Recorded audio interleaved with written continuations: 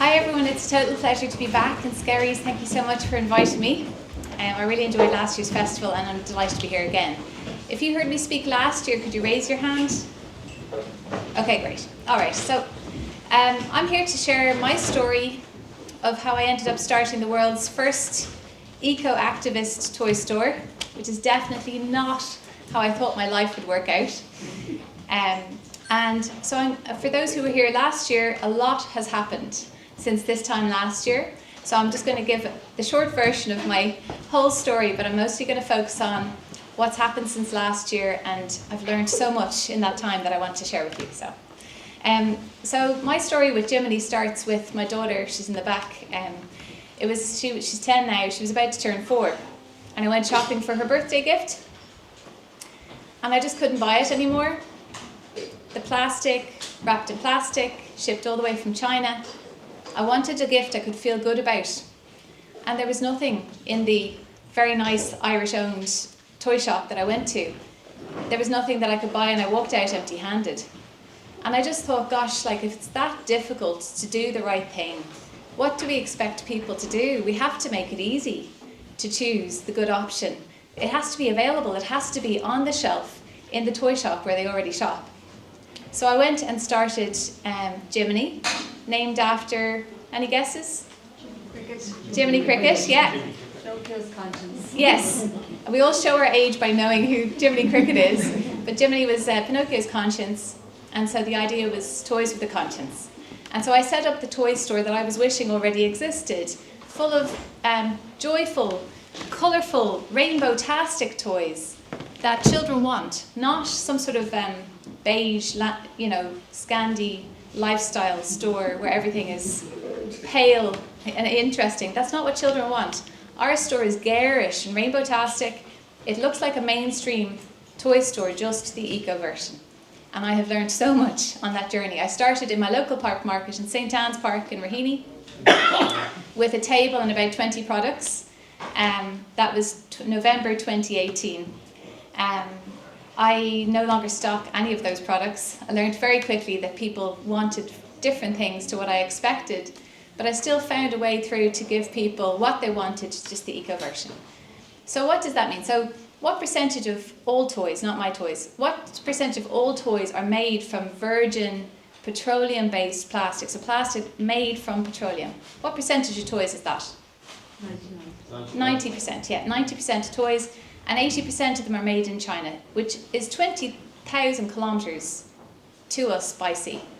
What percentage of the carbon footprint is the plastic versus the 20,000 kilometres by sea? What's the split of those two? What percentage is the plastic? 80. Yeah, it's actually, like 90% of the carbon footprint is the fact that they're made from virgin plastic. The shipping halfway around the world is only 10%. Isn't that shocking? You can ship something from China all the way around, all the way around the Horn of Africa, up to here. And that's only 10% the carbon footprint of having made that quite small object from plastic. That's how polluting petroleum is. That's how polluting plastic is. And if you zoom out from the climate crisis, the problem is the fossil fuels, right? So our store, Jiminy, doesn't stock any virgin petroplastic toys. So how do we get to the colourful rainbow-tastic toys that children want? Well, we stock recycled plastic toys. And I'll give you some examples. I brought my little show and tell.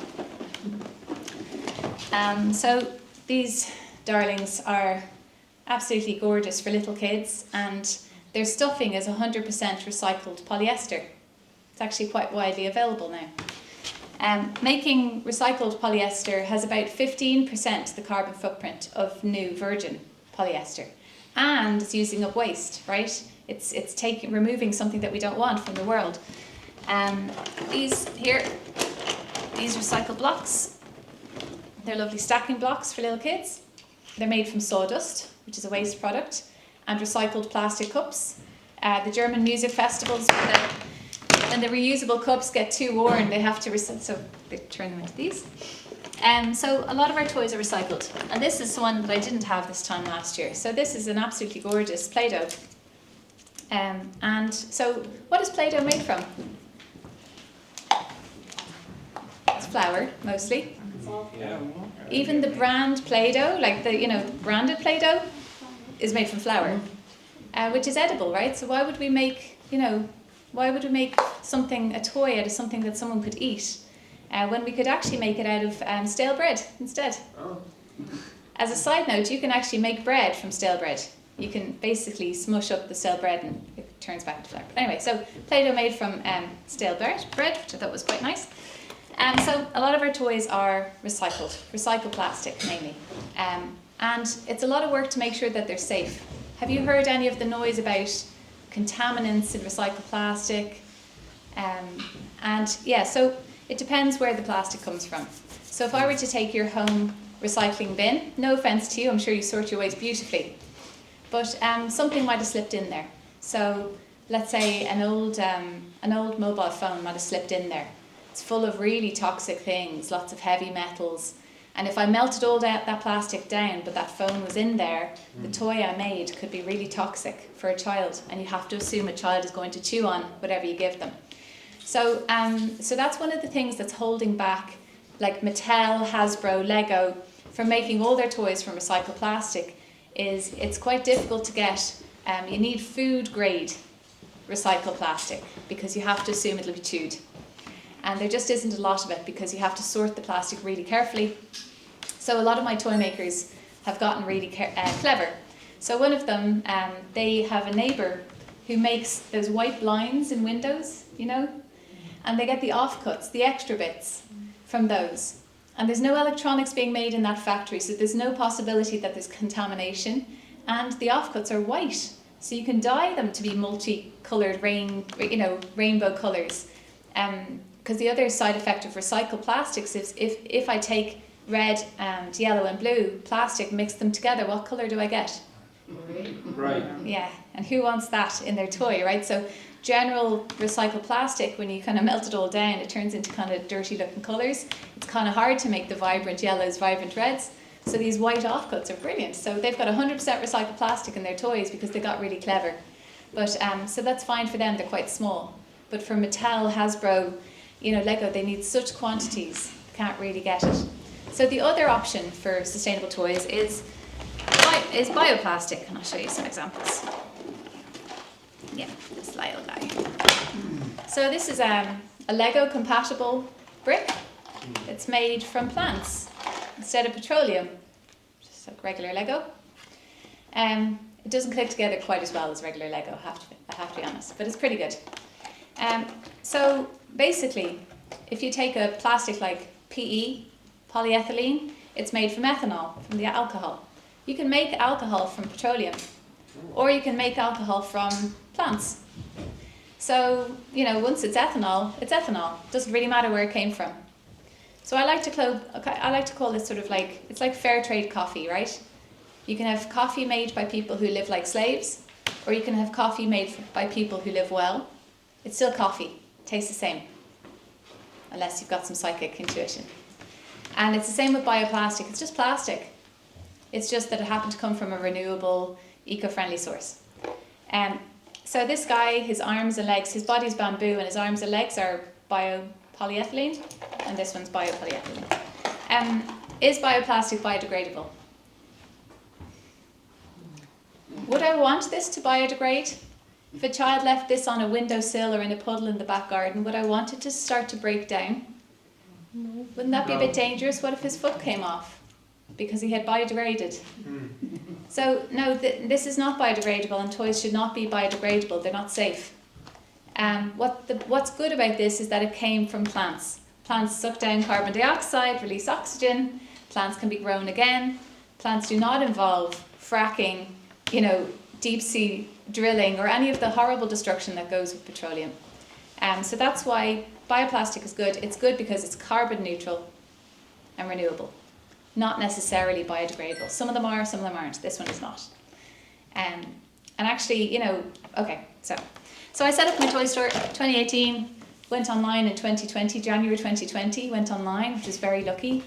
When COVID hit, I think we were one of 6 or 8 functioning toy stores. Smith's Toys had to close their whole warehouse. A lot of toy shops didn't have websites. It's like a whole different world.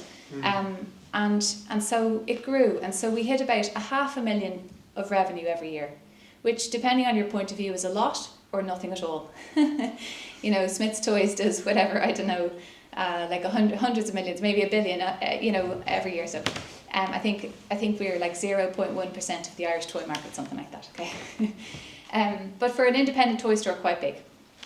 And so that was great. So I ran that for 5-6 years, and I make that sound like it was really easy. Have you ever run a small business? Yeah, oh my God, it was all blood, sweat and tears.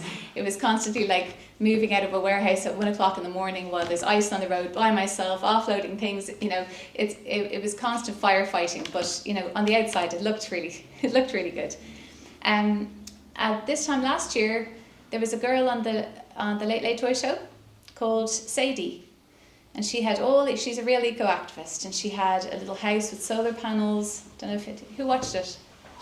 Yeah, she had a house with solar panels. She had some bio glitter and a big stocking she had decorated. 70% of the toys, including the bio glitter and the stocking, I had donated those. Those I had sent them in.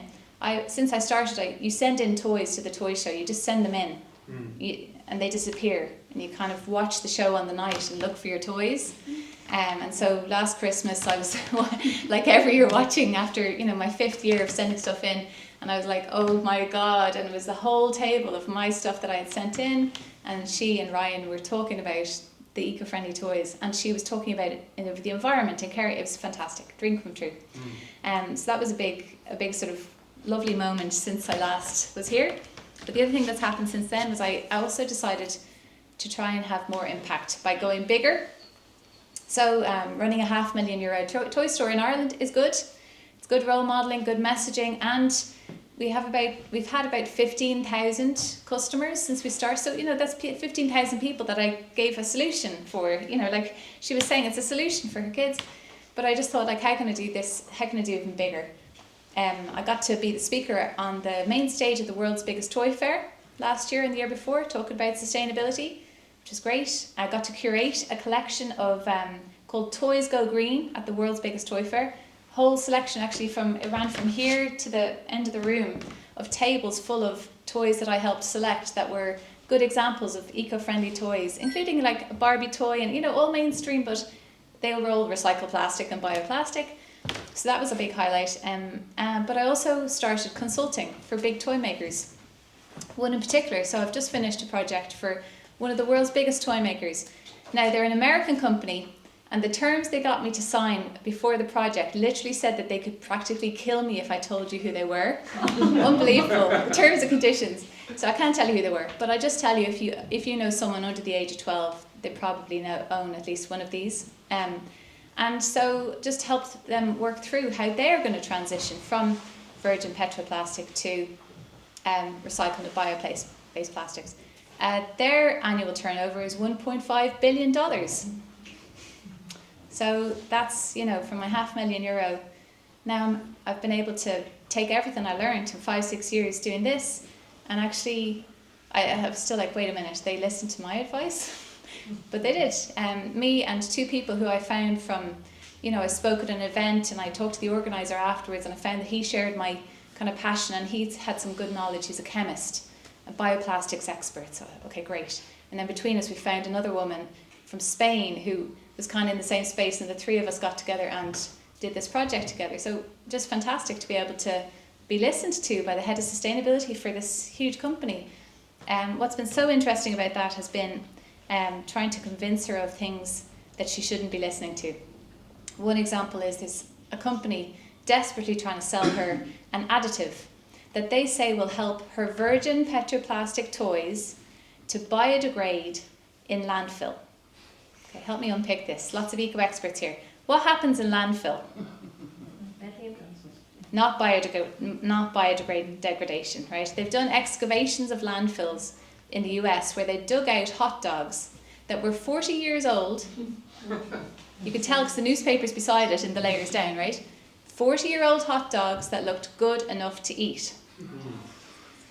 So the next time someone talks to you about biodegradation in landfill, you need to dispel that, because most of the people believe landfill and it turns into soil. I used to believe it myself. That's not, it just mummifies, it stays there. So first problem with what they're trying to sell here is that's rubbish. There's no biodegradation in landfill. Secondly, there's nothing you can really put into virgin petroplastics that will make them biodegrade. Thirdly, what happens in a lab doesn't usually happen in real life. And in fact, when we unpicked their claims to achieve the conditions, they had achieved biodegradation in conditions you'd have to flush the toy down the toilet, because they'd achieved biodegradation in like wastewater. You know, like who's going to flush the toy? You know, but she was being bought into it. She was doing trials with this additive because they had lab test certificates, and they told her, you know. So that's really interesting, just to see how hard it is sometimes to convince someone of what I've just, you now know everything I know, pretty much. You could walk into this $1.5 billion company and tell them the answer is recycled plastic and bioplastic. The answer is recycled plastic and bioplastic. What's the answer?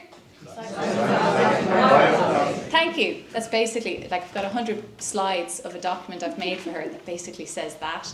But it was a lot of work to unconvince her of other myths and to explain about, but it's not about biodegradable toys. You know, everything I've just told you took us like 3 months.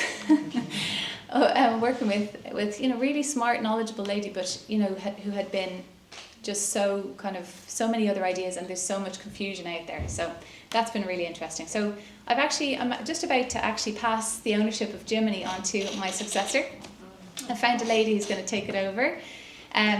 Which, like, I sound very dispassionate about that now. It's been a very emotional decision to do that, because it's so much of I feel like it's so much of my identity, you know. But to go full time into consulting, and so I've started consulting not just for toy companies, but for other companies in Ireland in all industries on sustainability. Because before I started Jiminy, I was a consultant, a management consultant. So I'm kind of bringing all my skill set together now to try and just do something bigger, and also just to keep it fresh. You know, after running a retail store for 5-6 years, you're like, it's Patrick's Day again. You know, you know, the idea is that, you know, it's harder to do it. So I'll be passing the bat on to someone who will come in with fresh energy, fresh ideas, and I'm excited to see what she does with it. That transaction's going to happen in the next 2 weeks or so. So that's where I'm at. I'm probably over time, but does anyone have, how are we for time? We're okay for time. Yeah, okay. Oh, Just there going you up are. here. It's not creepy at all. Has anyone got any questions at all for Sharon? Oh, we've one at the back, sorry. I think that's Leo. I thought, no, I might be totally misinformed this, but I thought I'd heard that like Lego was doing something where they were replacing all of their previous bricks with, and I just wanted to hear your thoughts on that. And if Thank you. That's I didn't actually plan to that question, but that's the perfect question for something I wanted to teach you guys and to demonstrate today. So Lego's good, actually. So Lego's one that they're always in the top 2-3 of size of toy makers, but they're still family owned. You know, whereas Mattel and Hasbro are shareholder owned, so it's a different pressure on them. So Lego has more of a backbone, and they've been investing in sustainability for years. Now they've gone down some missed paths where they tried to change from ABS is the plastic that they use. It has the nice click, and they couldn't get recycled ABS. They couldn't get bio-based ABS back in 2015. So they tried to switch to a different plastic, to polyethylene, the one that plastic bottles are made from. But they couldn't get the polyethylene to behave like ABS. They spent a whole heap of money in 10 years trying to get it to, and they failed. And in fairness to them, they admitted that they failed, and in the meantime, someone had invented recycled ABS, and someone else had invented bio-based ABS, so they're in the process of switching. Because ABS is ABS. It will behave like ABS, it'll click, it'll just be like fair trade, you know, ABS made from plants or recycled plastic. But they're doing it gradually through a process called mass balance. Who understands mass balance? I'm going to teach you something because this is going to be really important. Can I just take the one? Yeah. Absolutely. So who wants to be the waste supplier? I'm going to get you guys to be waste suppliers. So there's some waste plastic that you have. And I'm going to get you guys to be the growers of, it's actually sugar cane that a lot of the plastic comes from. Okay, so I'm the refinery, the plastic factory. I'm going to take your waste, thank you, waste plastic. I'm going to take your ethanol from sugar cane leftovers. I'm going to put it all into my refinery. Ta-da! So I've got 5 pieces of plastic. Which of these pieces came from the plants? And which of them came from the waste? I don't know. But I need to sell some of this plastic as sort of certified made from waste. And I need to sell some of this plastic certified made from plants. I got 2 pieces from you and 3 pieces from you guys. So I can sell 2 of these pieces and say this is certified 100% recycled plastic. Is it? I don't know. And I can sell these 3 pieces as 100% certified bio-based plastic. Yeah. All the molecules got mixed together in my refinery, right? Yeah. But who cares? Because 2 out of 5 of my inputs did come from waste. So I can sell 2 out of 5 of my outputs as waste, recycled. Yeah. And 3 out of 5 of my inputs came from plants. So I can sell 3 out of 5 of my outputs as bio-based. And nobody actually knows which molecules are which. And who cares? Because the point is, you're paying me to recycle. It's like a really sustainable version of like a Meatloaf song. 2 out of 3 ain't bad. Exactly. And it's just really important because it means, so Lego's doing this, except they're not just taking it from waste and from plants, they're also taking some virgin petroleum in. So it might be like half virgin petroleum that goes into the refinery. So that means half of what goes out, they have to sell that as virgin plastic. Even though all the molecules got mixed up. But it's still more sustainable. But the thing is, there's still, if you buy this as certified based from waste, you're paying me to recycle. So anyway, maybe not a great demonstration, you'll look very confused, but the whole point is, that's just my face in general. it's like a gradual transition that Lego is making, which is very, very smart, because they just don't have the ability just yet to get to 100%. But 20% is better than nothing. 30% is better than nothing. 5% is better than nothing. Exactly. You know, So it's so important. so that's mass balance. Super nerdy concept. I'm going to go home and Google it. Thank you so much. Can I just say, I'm disappointed obviously that you'll be stepping away from Jiminy, but it's fantastic to see that you'll be branching out and bringing your expertise to so many other companies and organisations. Our recent purchase from the store was the the Eco Blue or Purple mascara, hair mascara. Yes. So my daughter asked me to tell you that it was the goat, which I thought was a bad thing. I've since Googled it and found out that the goat is actually something really, really good. It's a new slang. So your purple hair mascara is the goat. There you go.